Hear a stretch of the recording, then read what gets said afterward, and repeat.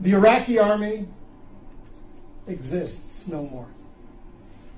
The Syrian army is down to at least 50% of its size of 2 years ago. The Egyptian army, all of its 14 divisions, maybe 7 are in any way active, not corroded, corrupt, falling apart. The Arab military threat to Israel has evaporated. Arab societies, as you all know, from Libya and Tunisia through Egypt to Syria, and it'll yet, unfortunately, come to Jordan, are so convulsed with internal conflict that for the next 2 to 3 to 4 decades, they're going to be racked by such internal tensions and such internal economic disparities and needs that their ability to mount a coordinated offensive against Israel in the conventional military sense is simply gone. It's gone. It's gone. So before we start discussing all the threats and the emerging threats and the dangers that are posed to Israel from the crumbling of the old Arab architecture around Israel, first let's recognize that the conventional military threat against Israel has greatly disappeared. And that is a net gain for Israel. It has tremendous long-term significance.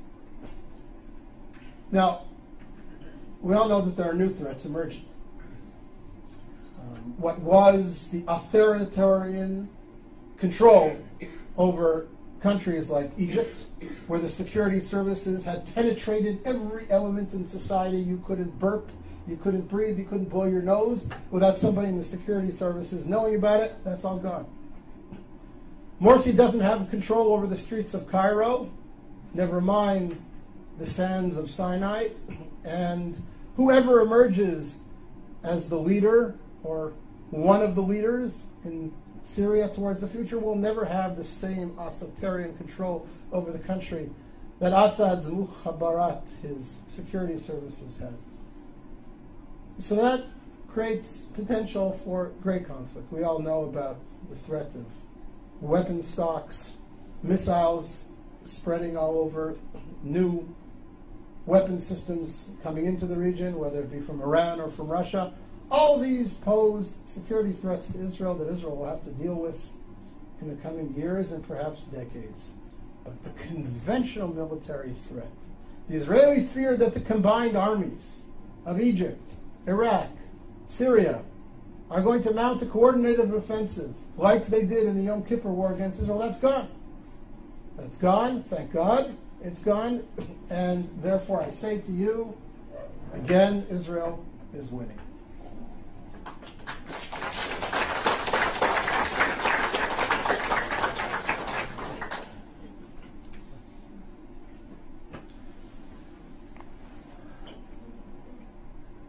Point number 9, in grand historical terms, of course Israel is winning. Look at the society that's been created in Israel. Look at the creativity of the Israeli community. Look at the vibrancy of life in Israel. I look at my kids. I have a son-in-law who's a software engineer in Israeli military intelligence. I have a daughter doing her PhD in genetics at the Hebrew University. I have a daughter studying architecture at Ariel University in Samaria.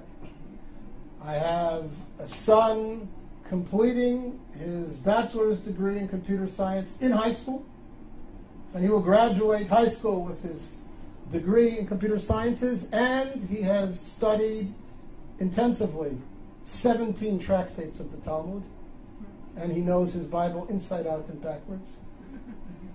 And I have 2 younger kids who are in younger grades, and I look at them and I see their contributions and their future contributions to Israeli society, and I look at their friends who are all doing similar exciting things, and one of my daughters is a little bit of an artist as well. And you look at this and you say, what a wonderful youth we have, what a powerful country we have.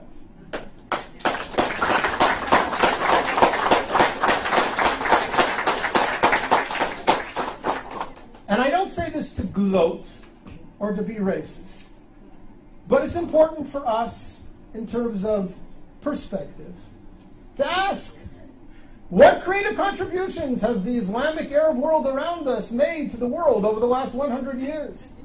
What technologies have been bought by Facebook, Yahoo, Microsoft, and Intel from Saudi Arabia?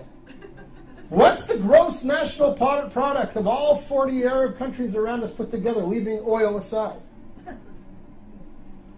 And again, not because I mean to be denigrating or dismissive of the Arab world, and not because I want to gloat, but because I want to reinforce in our own minds how powerful we are, how vibrant a society, how creative a society Israel has become, how proud we ought to be, how right we are to be able to continue to claim that Israel is an honorable member of the world community and making contributions to that world.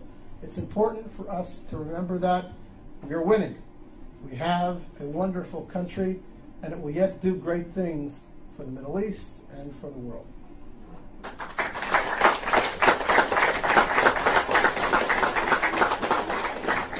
And I forgot, we now have gas.